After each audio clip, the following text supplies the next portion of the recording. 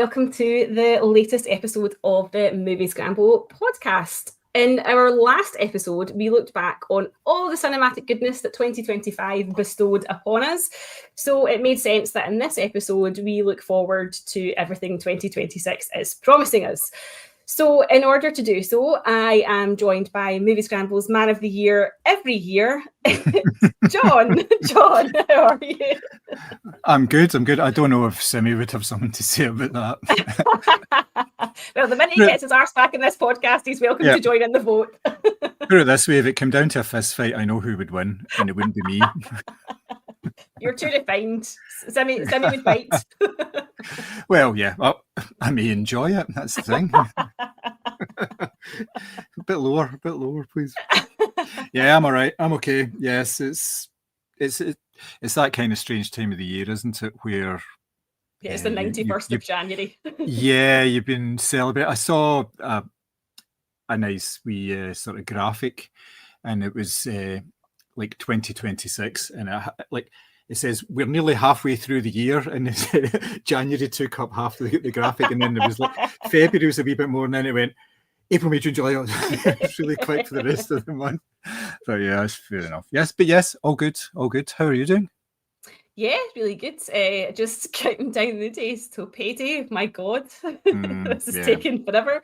But apart from that, yeah, and honestly, having looked through this list that we're going to chat about, it's making me super excited. It's going to be another good year of cinema. I'm convinced of it. I hope so. Yeah.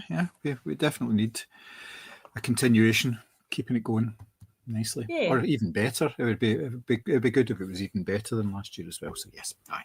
Definitely. It makes it's always a good sign when you're doing your top 10 of the year and you're struggling to fit them all in, as opposed to struggling to find something to talk about. Yeah. Something that's not a horror film. Yeah. Feature in my top 10, yes. Aye. So, as I said, we're going to look at the films that are scheduled for release this year. We obviously aren't going to cover all of them because we'd be here for hours and we feel that's unfair on our dear listener. So we are going to talk about what the most notable or the most anticipated releases. I think that's fair to say. So we're going to kick off with superheroes and blockbusters. So quite a big list here as well. So we have Star Wars The Mandalorian, due for release on May 22nd, directed by Jon Favreau. Pedro Pascal obviously reprising his role there, and Grogu is back. So that's all you need to know. The Wayne's in it. That's as far as I'm concerned. I'll be seated. Supergirl is out in June of this year, directed by Craig Gillespie, with Millie Alcock in the titular role, and David Corenswet will also be reprising his role from last year's hit Superman. We have Masters of the Universe, directed by Travis Knight.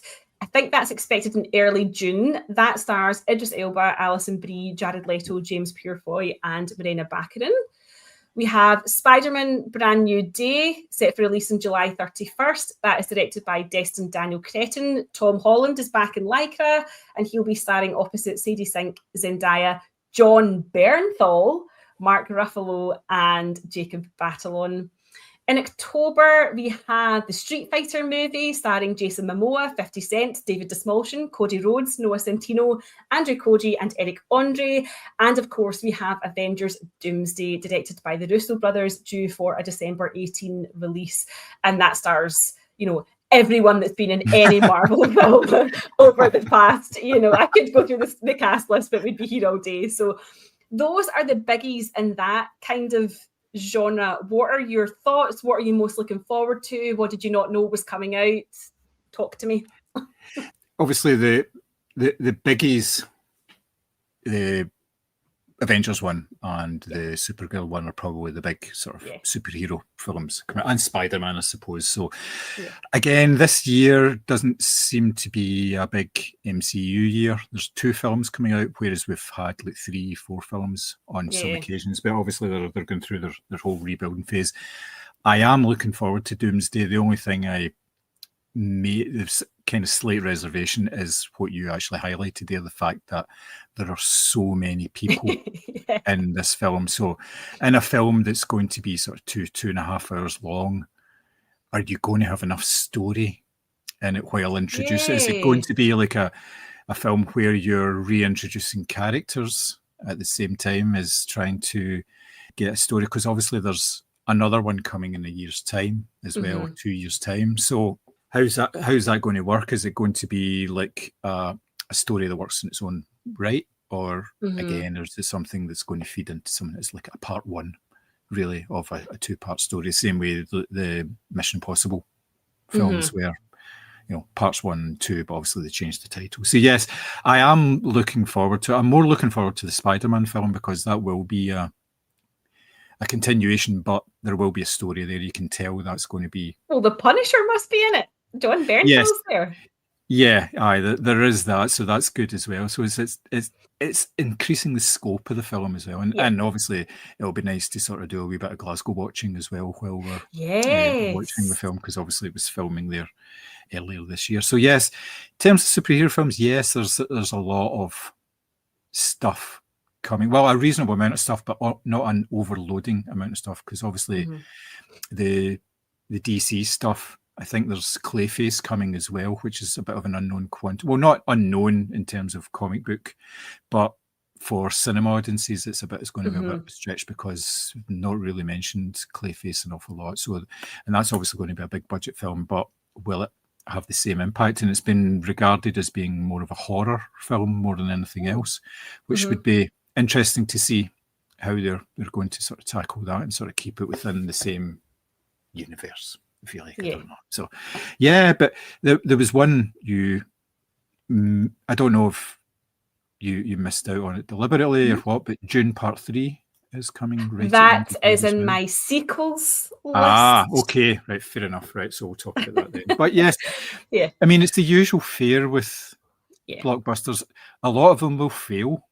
That's the way of it. I honestly don't see The Mandalorian doing that well, because let's be honest, as much as I adore and would die for that Baby Yoda, I'm not calling him Grogu, the TV show, the last series, completely jumped the shark with all of the sort of special guest performance. And it has become a bit lather, rinse, repeat in terms of you go here, you do a quest, you find the thing, you go to another location. So I'm not sure. I mean, Jon Favreau, the fact that it's directed by him, that gives me a little bit of confidence, but I'm not sure it's going to be the big blockbuster that they hope it's going to be. I don't know. I could be eating my words a few months down the line, of course. Your wee Guatemalan husband must be quite happy about the fact that there's Street Fighter and Mortal Kombat. He is so excited. Although, of course, his first comment was that David Dastmalchian's got big shoes to fill, because obviously he is playing the Raul Julia character from the original Street Fighter film. But I don't play these games, obviously, but I saw the trailer for that and thought, that looks like fun. Yeah. And to be honest with you, that's all I'm asking from my blockbusters. See what you said about Avengers Doomsday? You're so right. I don't know how they're going to do all of these characters justice, how they're all going to have enough screen time, how they're all going to feel fleshed out, because it almost feels like too much in a way. Whereas something like that that's just looks quite silly and quite fun, I'll sit and watch that, no problem.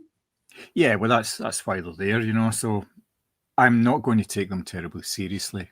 The previous films that they've done with these, either animated or live action, have been a bit ropey, but watchable. Yes. That's the thing. They're always watchable. They're fun, And the likes of the G.I. Joe films as well, which are the same. I kind of class all these. I know G.I. Joe is based on a toy rather than a game, but it is pretty much the same sort of thing, with the martial arts and everything as well. But yes, I'll be interested to see how they do, based on the fact that there is obviously a massive fan base for these, and they are putting money into these films and not doing them like wholly on the cheap. So I think they may be the surprise sort of biggies. I could see that as well. I didn't realize there was a Masters of the Universe film coming out. I don't understand how Jared Leto keeps getting work, quite frankly, given that his past few films have absolutely tanked. But it's there. It's coming out, whether we want it or not. Yeah. We shall see what it's like, but I'm not holding out much hope for that one. The next sort of category, I suppose you could call it that, is big name directors. Thought it was easy just to sort of lump these guys together because it is all guys. Yep. We have Park Chan-wook's No Other Choice, which releases in cinemas this month in January. It stars Lee Byung-hun. I watched a fantastic interview with him where he said that he hasn't worked with Park Chan-wook for 25 years because his nickname for him is Mr. Nag. Because Lee Byung-hun says he likes to ask lots of questions about his character and his motivation. And so Park Chan-wook has called him Mr. Nag. And apparently the Korean for that is Koshi Koshi, which sounds like a really cute nickname. Yeah. But no, he's Mr. Nag. So this is about a man who's been unemployed for several years. And so he devises a plan to secure a new job, which is eliminate the competition quite literally. So I'm really looking forward to that. I think that will be good fun. We have Disclosure Day, which sees Steven Spielberg back on the big screen. That's due for release on June 12th. It stars Emily Blunt, Josh O'Connor, Coleman Domingo, Colin Firth, and Wyatt Russell. It has been billed as a sci-fi thriller. We have The Odyssey, which is set for release on July 17th, and of course is directed by Christopher Nolan. Tickets went on sale like 5 years ago. For this, another abundant cast here. We have Matt Damon, Tom Holland, Anne Hathaway, Zendaya, Lupita Nyong'o, James Remar, Jon Bernthal, and Mia Goth, to name but a few. And we also have Digger, directed by Alejandro G. Inarritu, and that's set for release in October, starring Tom Cruise as the titular character as he embarks on a frantic mission to prove he is humanity's saviour before the disaster he has unleashed destroys everything. So that's some of the big names. What are your thoughts? What are you most looking forward to from that selection? Obviously, the Park Chan-wook film. He is a fantastic director. I always like his films. So, yes. Yeah, and this one has been billed as sort of, it starts off kind of like in a comedy vein and then goes away on says and thinking, yeah, could quite get into that. Disclosure Day, we don't know very much about. No. It's from an original Steven Spielberg idea, and it may involve aliens amongst and stuff, but we do not know very much about it. I mean, he doesn't sort of go wrong too often, let's face it. The majority of his output is absolutely top-notch. So, yeah, I would definitely give it a chance. It really is. Obviously, a big film for the year is The Odyssey, as far as I'm concerned. That's the one that I am looking forward to most of all because, you know, in Nolan we trust. He could do whatever he wanted, so he chooses to do The Odyssey. And in one preview of it I read, he says, what's he going to do next? The Book of Genesis. So, you know. Oh my God, he might actually. I'm laughing, but I'm like, no, this is Nolan written all over it. No, he keeps talking about doing smaller things, ones that he can do within the space of about 2 years, start to finish. And he kind of did that with Dunkirk. That was a smaller film, but obviously it turned into slightly bigger. But it was only about an hour and a half long. You know, it wasn't like a long movie or anything like that. So obviously, I think The Odyssey is going to be a bit of a long one. I feel like that's going to be like 4 hours. Yeah, it'll be interesting to see Matt Damon in this role as well, because I don't think we've seen him in something as classical as this. It's more sort of modern stuff. I know he was in that film, was it The Wall, the Chinese produced film where it was like Westerners come in to help fight against demons and that's also on film for this week, I think. Yeah, that's actually a pretty decent film, but that was like sort of set 16th, 17th century, and he was, I think he was meant to be English in it.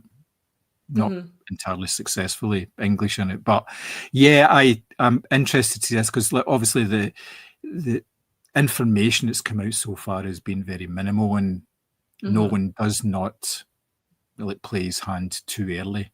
So he doesn't need to, because the publicity machine works on its own as far as his films are concerned. Like I said, they put out tickets for the first day of the screening, and they sold out right away, and they were been sold in the black market at 4 and 5 times their value and all this sort of nonsense, the usual. Whereas for you could cinema tickets, it's mad. Yeah, you could go the next day.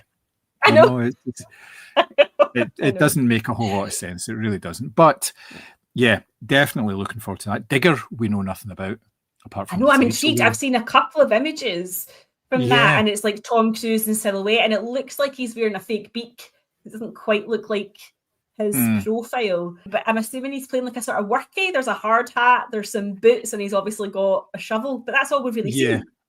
Yeah, so that's kind of intriguing, because usually with Tom Cruise films, you know up front what you're going to be getting, because it's like Top Gun or but I suppose that's because it's all based around franchise, so you get an idea of what the story, what the film will be like. So this is something entirely different. So yes, the sort of big four like that, I'm definitely looking forward to all of them. Again, you can kind of class them in the same way. Well, not so much the bigger one, but the others you could probably put into the sort of blockbuster in one way or another. There is an awful lot of crossover, and I like how you've done this, sort of separating it out, because then we can talk about particular things. But this does highlight the fact that it's all blokes still. You know, you don't have a Catherine Bigelow film there. I know she had one last year, but that went directly to Netflix. You don't have and the other sort of female directors. Yes, they are popping up, and I'm sure we'll talk about at least two of them before we finish today, but they're not getting the gigs at that sort of level. And one of them is not surprising because of the way that what she's doing with film, but we can talk about that later. So yes, it's not great because it's not representative, but it is the way it is at the moment. Yes, well, speaking of female directors, our next category is sequels. So, as we've said, 28 years later, The Bone Temple is in cinemas now, and that is directed by Nia DaCosta, stars Jack O'Connell, Ray Fiennes, and Alfie Williams, and this is obviously the second in a new trilogy. So, I've not heard anything about the third part of this new trilogy, but they have committed to 3 films, I believe, so there will be another. There was chatter about it last week, saying that even before the second film was released, they were very pleased with the way that the film had gone and the initial reaction to it. So they were pretty much green lighting it. And Alex Garland is writing it at the moment, and Danny Boyle's going to come back and do the third film as well. So you'll understand more when you actually see the film. What the third one may entail, and I will not go anywhere near that at the moment. Okay. We also have Scream 7, directed by Kevin Williamson, and that stars the likes of Neve Campbell, Courtney Cox, Anna Camp, Mason Gooding, David Arquette, and Joel McHale. That is due for release at the end of February. We have Peaky Blinders, The Immortal Man, directed by Tom Harper and written by Stephen Knight.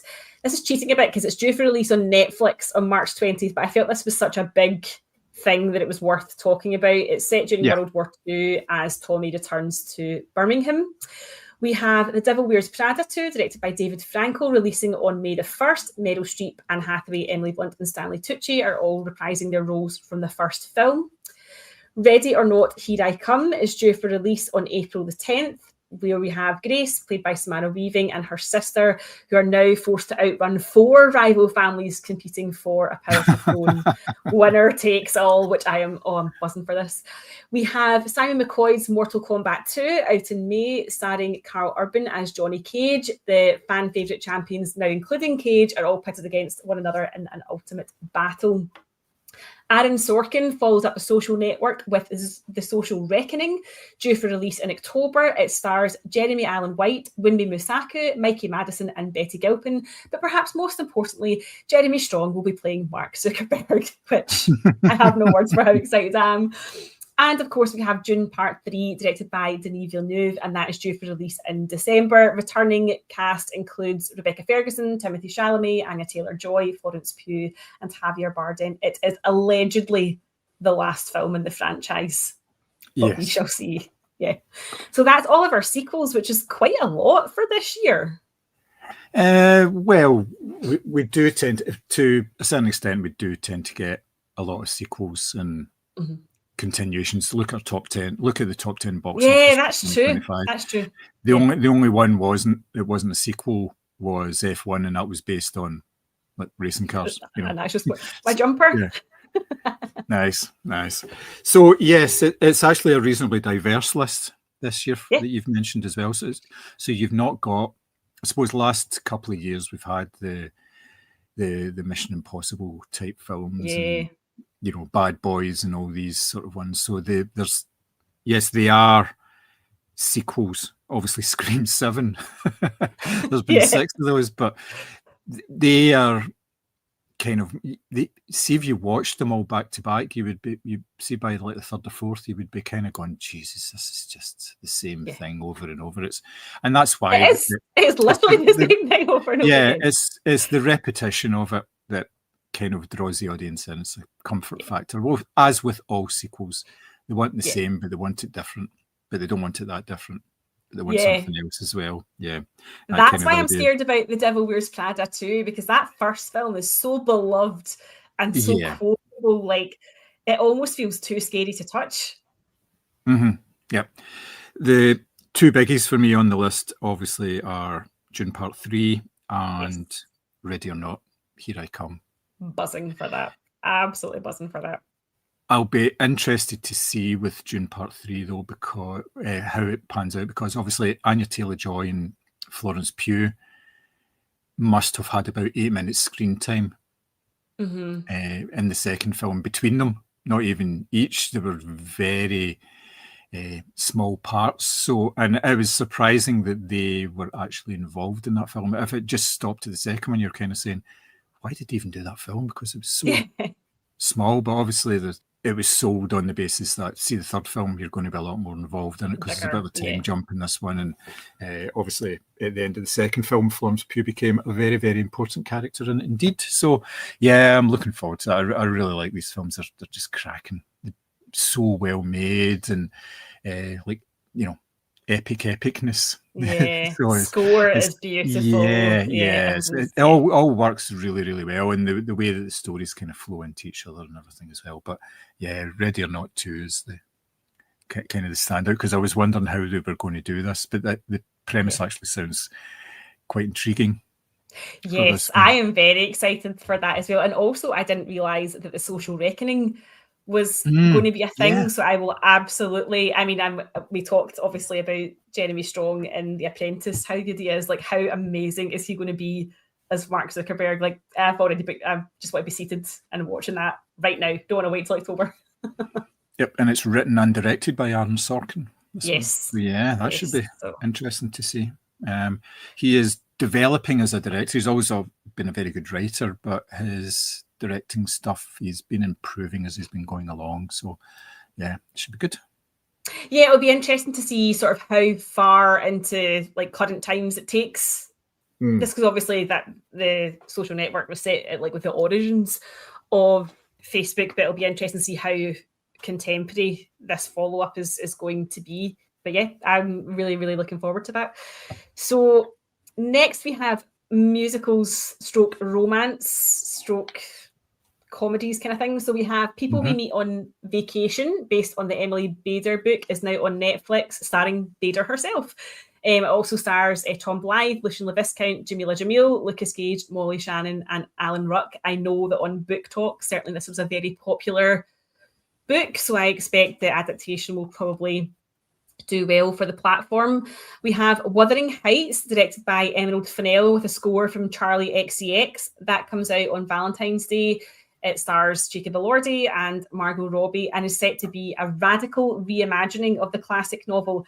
Now, I have heard a theory, this film isn't even out yet, and I've heard a theory that this is like Margot Robbie's character imagines herself as Kathy, and it's not actually an adaptation of the book. It's her interpretation of what the story is. And that's why apparently the title Wuthering Heights is in inverted commas on the poster. But that, of course, could be a crock of shit just from Reddit. So, yes. We also have The Drama, directed by Christopher Borgley. That is due for release on April 3rd, and that stars Zendaya. She is booked and busy this year, and Robert Pattinson. It's about a newly engaged couple whose wedding prep goes off the rails, and I'm sure you've seen they've already started their pre-publicity by dropping engagement notices in big American newspapers and things like that. So I think that'll be quite interesting. I'm quite looking forward to that. What about yourself? There's not a lot. I mean, I took this list sort of roughly off like IMDb and Empire and stuff like that. There wasn't a lot in this kind of category. I feel like, I don't know if the rom-com is kind of dead on its feet at the moment. I feel like we're focusing on sort of bigger, more meatier subjects, I feel. It seems to be the type of film that they do more on streaming platforms. It's directly to them rather, and that's not to put them down in any way. There's been some decent sort of, and it's mid-budget and everything, so it's been some sort of decent types of films that fall under these sort of categories, but they don't tend to get, they're just announced as in production, and then like maybe a month or two before they actually drop, then it actually hits. So I am particularly interested in the drama. I think that's going to be a good one because it's coming from the director of Dream Scenario, Christopher Borgley. I love that film. Yeah.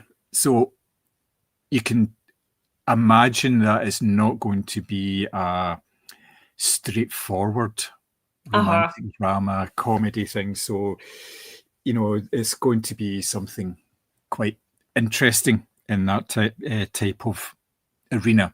And I mean, look at the stars in it. Robert Pattinson has been really stretching himself over the last couple of years. Look at Mickey 17, the way that he approached the various roles in that. So yeah, he's doing some really, really good stuff. And obviously he's still having his time with sort of major blockbusters and stuff like that with the Batman and obviously Tenet as well. So yeah, it'd be interesting. It really will. Now, I didn't know this about Wuthering Heights, that it was in inverted commas at all. I noticed that on the poster and I didn't know why, which is why I fell down a rabbit hole. And that's where that theory has come from, is that people think that it's Margot Robbie imagining herself as Kathy.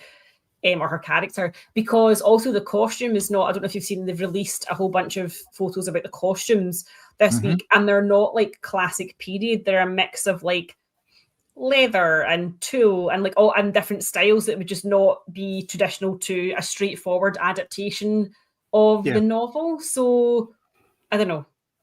So, and you think that might inform the fact that it's Jacob Elordi, because the character, if she's imagining this and she's racist, then she would imagine a white man. She would, a white Heathcliff. Yeah, that would explain it. So yeah, when actually people actually see it, they'll go, that's why. Okay, right, fair enough. Makes sense. Yes, we'll let you off with your racist casting. Sure. Yeah, I don't know. I'm really on the fence about it. I mean, it's a shame because I loved Promising Young Women.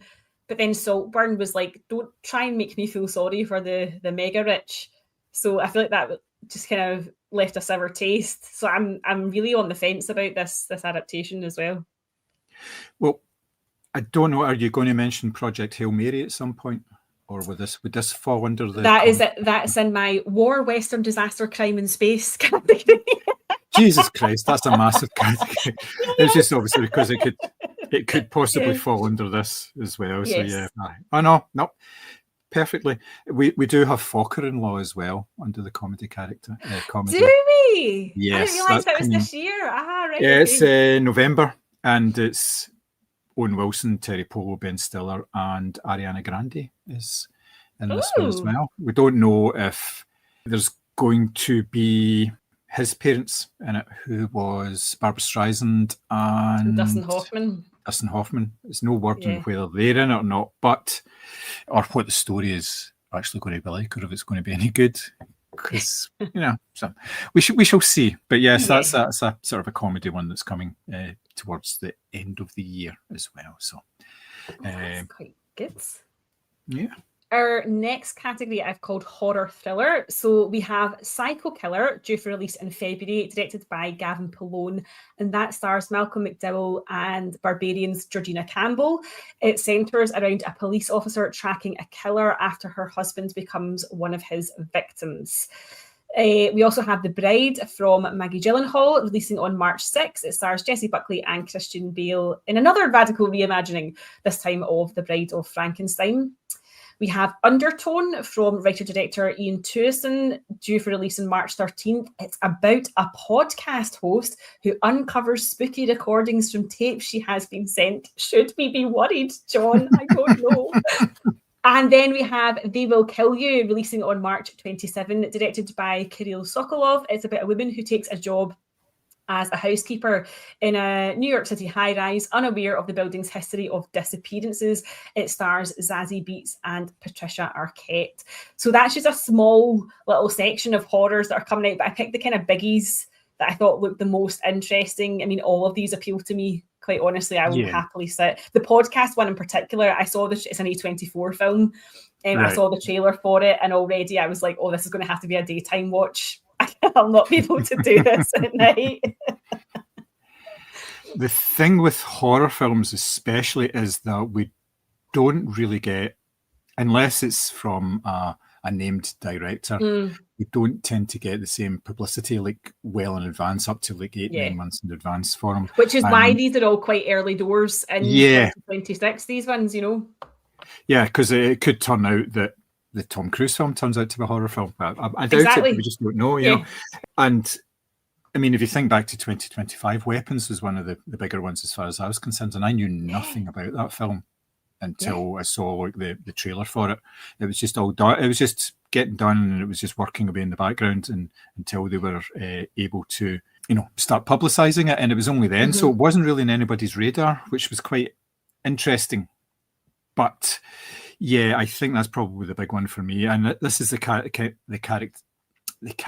that I'm most interested in, because I seem to get most pleasure out of these films. They're the ones that usually they're very tightly made films, and they don't spend an awful lot of time like messing you about or anything. You just kind of get to the point and go on with it, and I really like that. You know, like a sort of a 90-minute quick shock. And if you end up going to the toilet in yourself because you're that scared, it's a bonus. So yeah. I am interested, obviously, in The Bride as well, partly because there's an exclamation mark at the end of it. It's not just The Bride, it's The Bride. So that could inform what the type of film is. It may not be entirely serious. So that I really do want to see that, and it obviously is a modern take on it. And again, it's Jessie Buckley again and Christian Bale as well. So she's having quite the year so far, and The Bride's coming out in March. So yeah, it should be interesting to see how they take this property that's been done so many times before, and I don't want to say that. I don't want to say inject new life into it, but I have to. No, but you do. It's interesting. I feel vaguely conflicted about this, only because the original, obviously, interpretation of The Bride of Frankenstein by Elsa Lanchester is so dear to me, and her performance, which obviously she doesn't speak, is crucial to that whole film. Like, she rejects, her purpose, which is to be a mate. It's very feminist, actually, which is interesting for a 1930s film.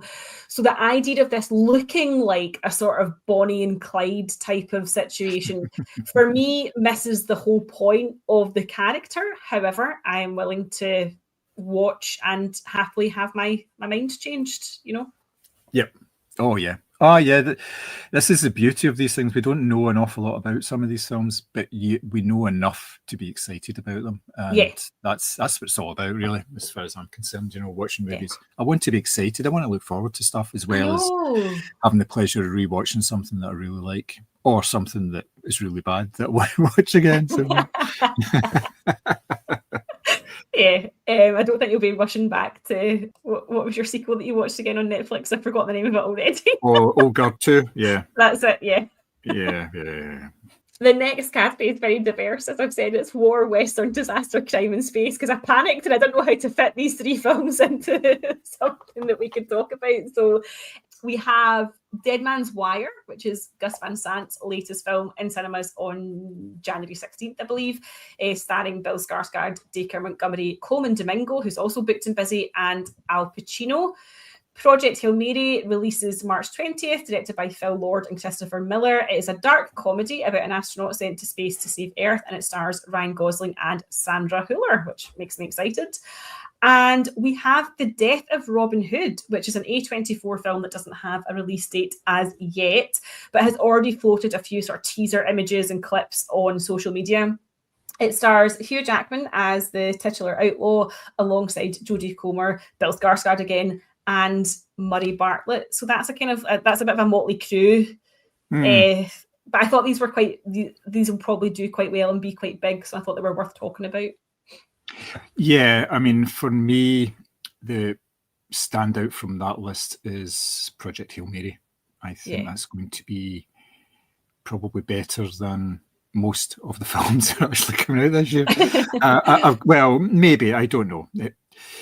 You can't really tell because we're not really given that much information about it. So does it work? Will it work in that way, or it is a bit weird that we spend so much time on it to be told later on, no, it's not. But I mean, in the likes of Lord and Miller, you kind of trust them for what they've done previously, obviously with the Spider-Verse stuff. And obviously getting kicked off of a Star Wars film, getting kicked off Solo and all that. And even all the way back to, I think it was Community, the TV show. Just the ideas that they had and all that, it works really, really well. And Ryan Gosling, over the last couple of years, has kind of been stretching himself, getting into more sort of comedic roles and things like that. Obviously, he was Ken in Barbie. Oh, that was hysterical. And then obviously the film with Emily Blunt after that, the stuntman, the Fall Guy. Oh, yeah. Didn't do well, but he was good in that film. The way that he played this rather silly stuntman character. I know the film didn't do all that well, but I like the idea of this film, and obviously it comes from the same writer as The Martian as well.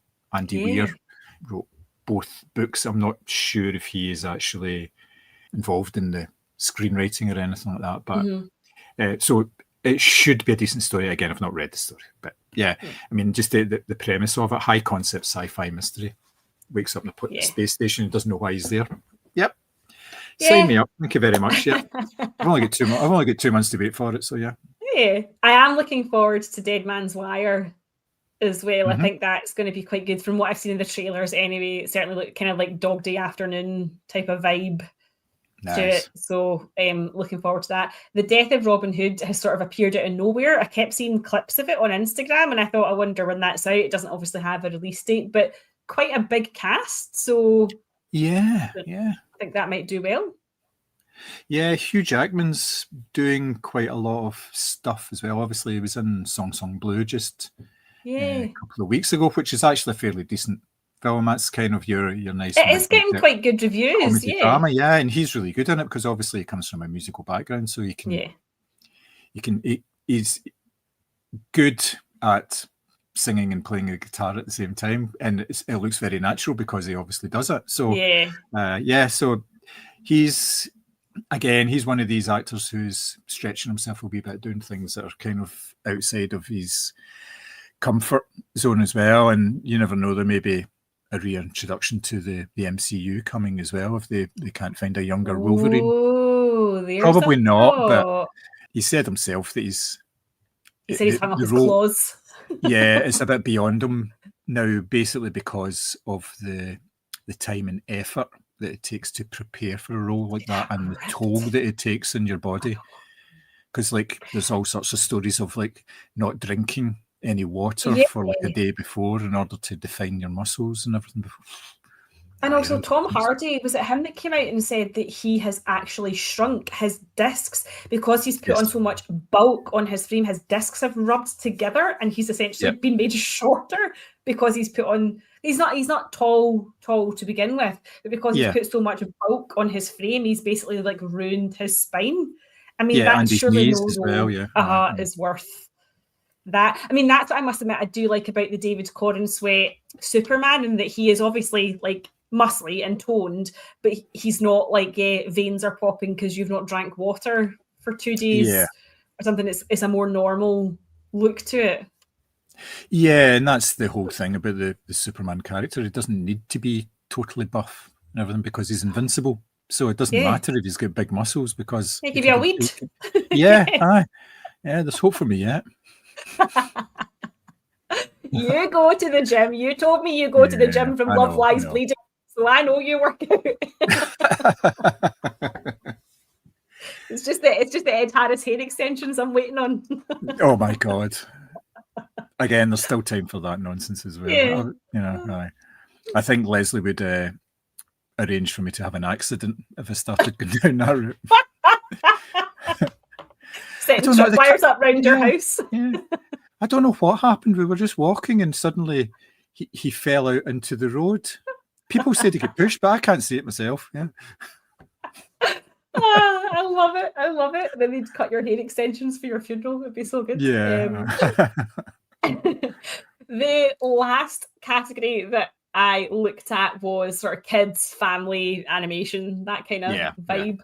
So we have the Super Mario Galaxy movie, which is due for release in April, and that is directed by Aaron Horvath and Michael Jelenic. It has the voice talents of Benny Safdie, Jack Black, Anya Taylor-Joy, Brie Larson, Keegan-Michael Key, Charlie Day, and Chris Pratt, whose name I can't say without laughing because of that woman on the internet who insists on calling him Crisp Rat. So sorry, I'll calm myself down to a riot. We also have Toy Story 5 releasing on June 19th. That is directed by McKenna Harris and Andrew Stanton. Woody, Buzz and the gang are back, voiced by all the usual suspects. In this instance, playtime is challenged by the arrival of electronic devices. And we also have live-action Moana, directed by Thomas Kail. That is due for release in July. It stars Dwayne Johnson, Catherine Lagaya, Rena Owen, and John Tui. So Disney are back at it with the live actions and the sequels this year. So I know that we probably don't go and see a lot of these types of films, but is there anything there that you would maybe consider having a look at? Probably the Super Mario film over the other two. Yeah, because I know it's based on a game and everything, but the first film was fun. It was slight but fun. And I mean, it took all the money, really, didn't it? It really did. It was a big surprise hit, I think. Yeah. Yeah, by far it's the biggest movie based on the game or game franchise. You mean the Bob Hoskins one didn't do it for you?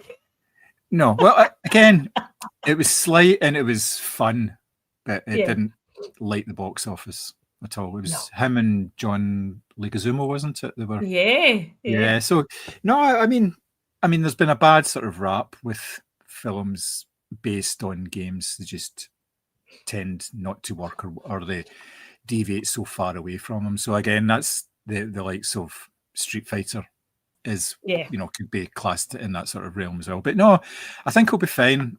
It's interesting that it's earlier in the year compared with the other two films. The Moana film, if it's anything like Lilo and Stitch, will do. All the people will have enough money so they can spend all that again on the Moana film. And I think Dwayne Johnson's in this one as well, isn't he? Yes, he is. Yeah. Aye. So, yeah, that's the problem with these films is they are rubbish, but they are.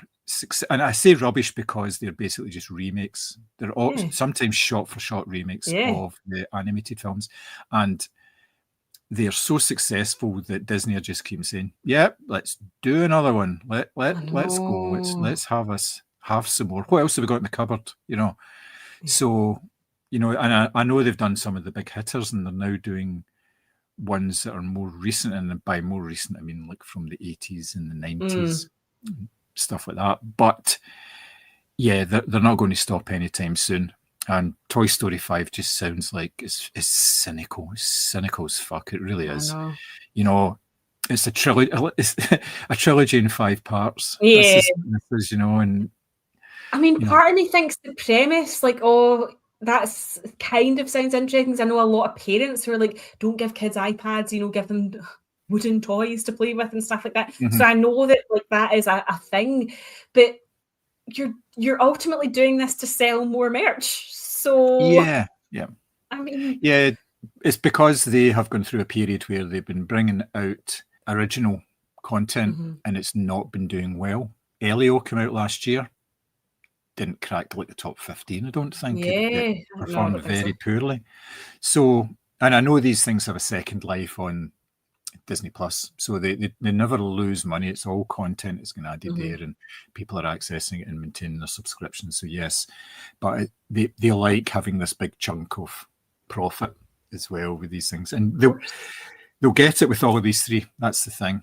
But it just it's not great, and you can tell sometimes with these kind of films because kids can lose interest in it because even kids will discern that this isn't particularly good.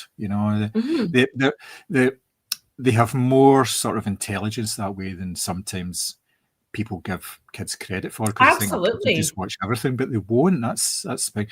I mean, a case and example of my own was we had rented Paul Blart Mall Cop. Christ. And I thought that will be, the kids will like that. I'll hate it. Both Ross and Julie within about 10 minutes were saying this is really boring, and they were quite young at the time. Yeah. Please, Father, can we watch the Battle of Algiers instead? Is that what they said? Please just switch it off, Dad. Can we have a conversation? Yes. Yeah. So that's the kind of thing. But yeah, these are going to make all of the money. Oh, unfortunately, they are, and that's what I looked through this list. As I say, this isn't conclusive. This is just what I picked off of IMDb that I thought were the kind of big hitters. But there's films in there that you just think, oh, that really deserves to make money. I hope that does well. And unfortunately, it probably won't, because there will be people, more willing to put their hand in their pocket for likes of a live action Moana or a Toy Story 5. And that does make me quite sad. Yes, yeah.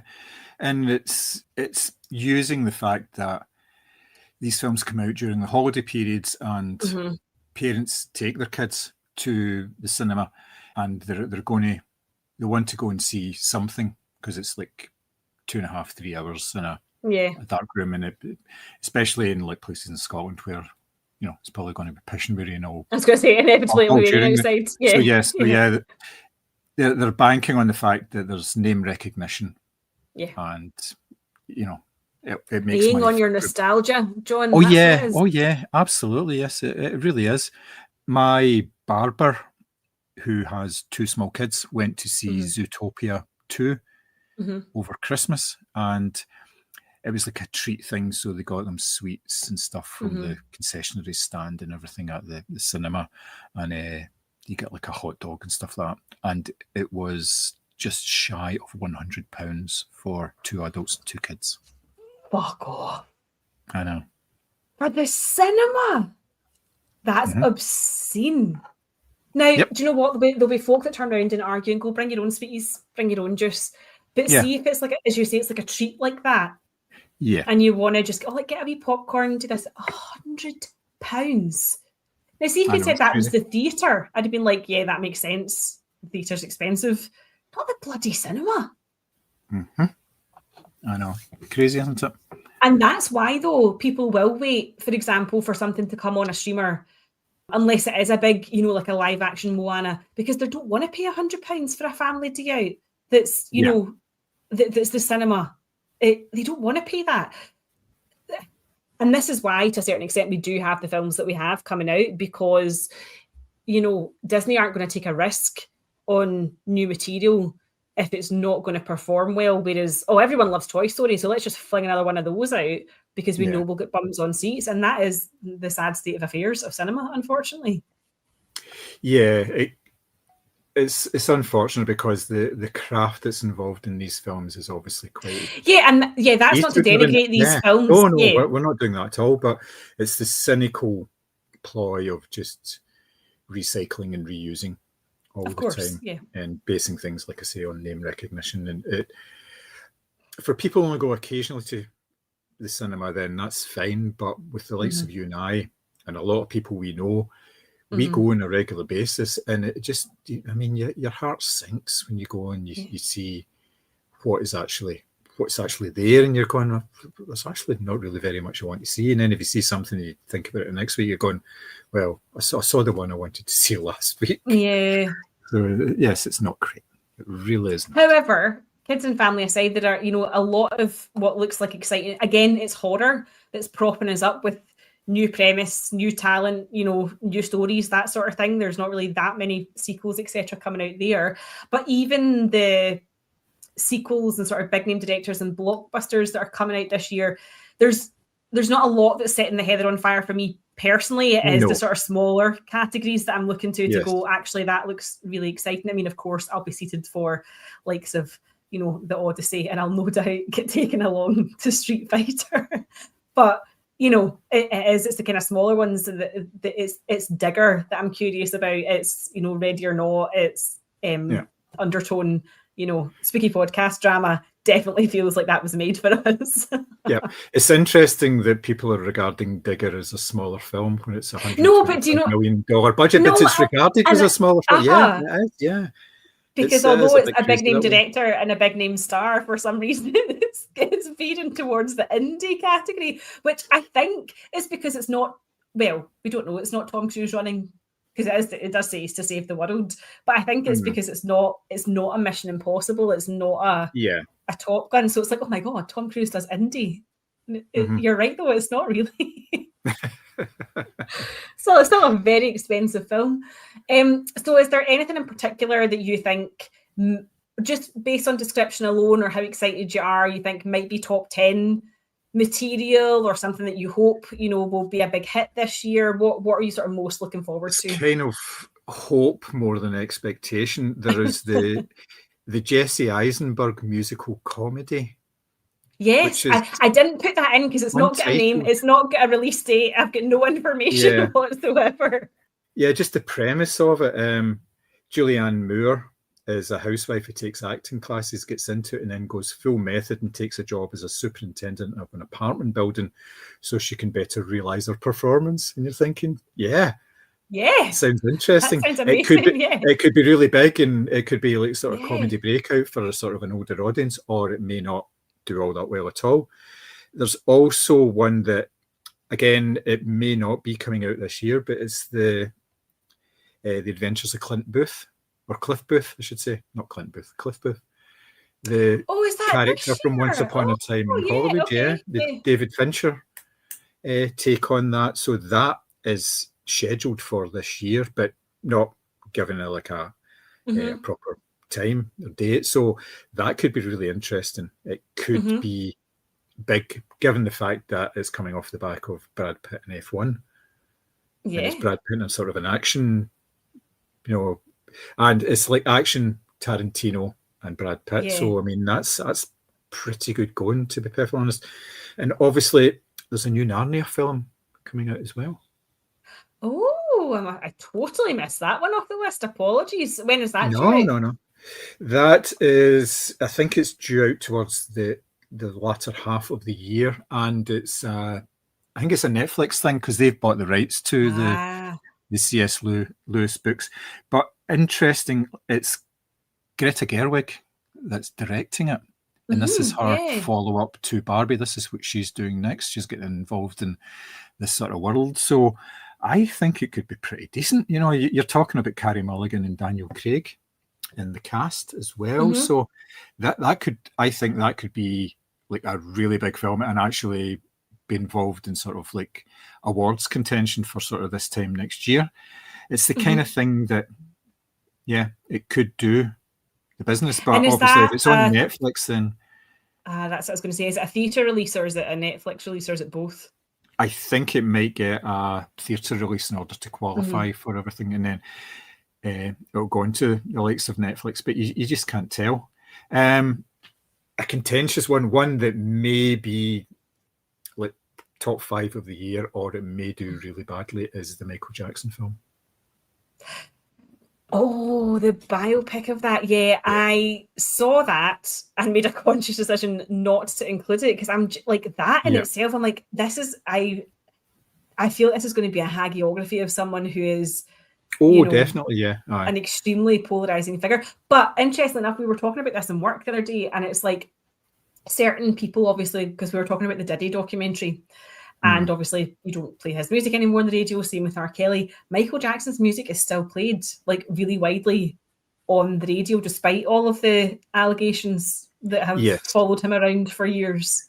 True, but there are more allegations coming out now with the fact that he's pictured in all the Epstein files as well. He's been pictured like on the private jet with Bill Clinton going to Epstein's Island and things like that. And you're saying, well, he wasn't just he wasn't going there to get a suntan or anything, because you can see him in the pictures and he's like caked in white makeup and everything like that. So he is.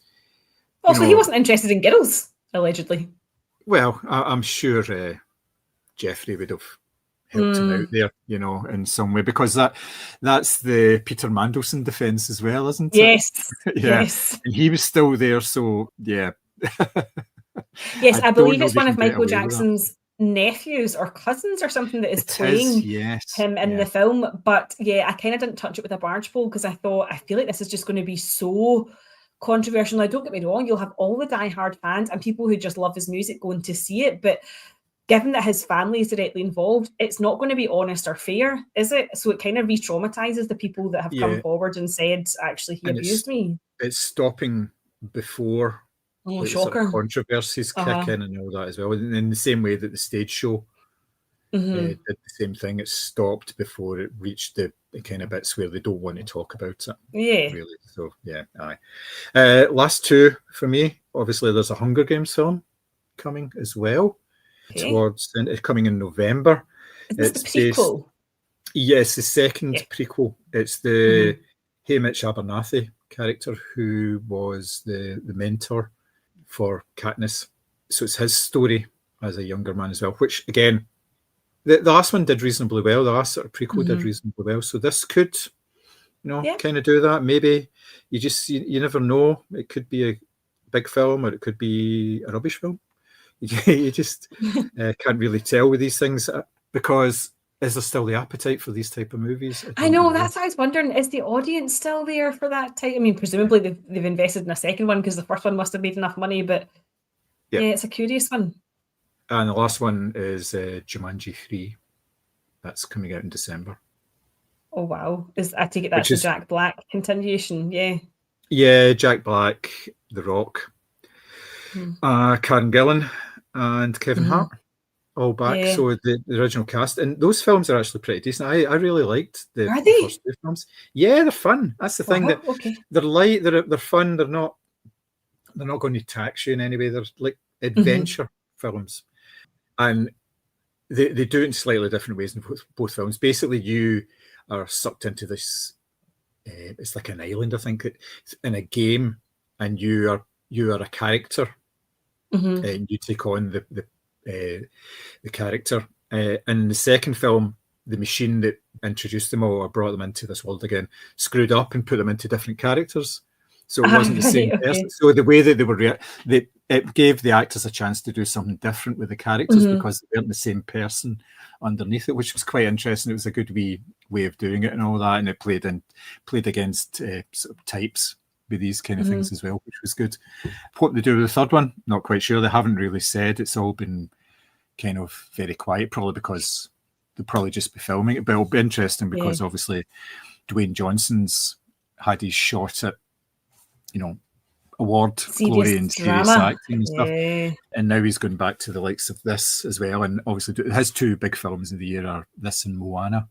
So so whether he's still going to be pursuing the actorly route, maybe he'll learn to cry for one of these films. I was going to say if he can greet, he'll be fine.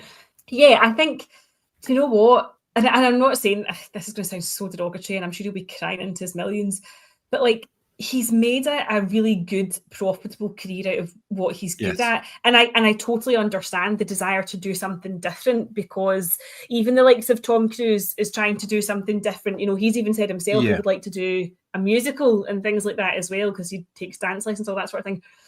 But for Dwayne Johnson, just like, I'm not saying stay in your lane, but just like know that you know what you're good at, and you actually don't need to prove to anyone that you can do the dramatic stuff. I get that build wise he was the perfect person for the Smashing Machine. Performance wise was so lacking. It was, and as you said in the pod, next to someone like Emily Blunt, like it just underlines the lack. Whereas when you've got the likes of Jumanji and Moana, like, dude, you're going to be okay financially. You don't have to worry about anything. Stick to those types of films. Yeah, it's partly ego and partly legacy, isn't it? Of course, to say that they've pushed themselves and they've tried, which is noble. But when you're pushing yourself and you're doing these type of roles, and then what happens is it gets involved in like award chatter and things, and you say, well, is that really what you were going for here? Is this how you validate, being a serious actor and pushing yourself in the form of getting a wee bauble to say that you did better than the other people. You did better than the other people that were doing exactly the same thing. That's everyone's Oscar hopes diminished for the rest of their lives. A wee bauble. I mean, it's a bit like, in a way, do you remember when women had to be ugly to get Oscars? You had to like shave your eyebrows and lose your teeth and put on loads of weight, and it was like, now you get an Oscar because you're worthy of it. Whereas it does, worthy of being mentally ill. Whereas the Smashing Machine did feel like, look at me, I'm a serious actor, I should probably get something for this, as opposed to just doing it because you actually, I do get that. Yeah. So what about yourself? Was there anything outside of the categories that you had thought of that may be a wee bit of a surprise? No, I mean, I sat for quite a while and looked through all of this. Again, as I say, I think it's horror that I'm quite excited about, because I feel like they're doing something a bit different with some of the stories. There's several that I'm on the fence over. I didn't know that The Social Network was getting a sequel, so actually that I'm quite looking forward to as well. But as I say, there's a lot that I'm just really skeptical about. The biggest one being The Devil Wears Prada 2. I'm like, there's so much nostalgia wrapped up in that first film. Like, and I'm quite sure that the original cast wouldn't be involved if they didn't think it was going to be a good enough story or a big enough hit. But yeah, you just you never know. I feel like I'm probably going to come out at the end of this year and be like, Film of the Year, Street Fighter. Well, I've just found a film that sounds as if it could be Film of the Year. It's called The Sheep Detectives. Have you heard of this? Okay. I've only just looked this up. No. Here's the sort of logline for it. Hugh Jackman stars in this comedy as a shepherd who reads his sheep murder mystery stories every night before bed. Little does he know that once the lights are out, the sheep discuss the mysteries among themselves. Is this animated or real life? It looks as if it's real life. So talking sheep. Talking sheep, yeah. They talk amongst Hugh Jackman, Emma Thompson, Nicholas Galzatine, Nicholas Braun, the tall guy from Succession. So yeah, I'm going to watch this trailer after we finish this. Me too. Maybe this is the murder mystery detective thriller period drama that I never knew I needed. Wow. Okay. Yeah. Is that a children's film or an adult? It doesn't say. I would imagine it wouldn't be a children's film if it was. Oh no, I suppose if it's murder mystery, yeah. Because in my head, I'm thinking of Shaun the Sheep, but it's obviously not that. Yeah, that is pretty crazy. I have no idea about that. That's. Okay, most batshit film. That might be a category for when we do our end of year roundup. Batshit plot. It's live action. Wow. And the sheep look as if the sheep are sort of CG generated. But yes, it is. Oh man, that's crazy.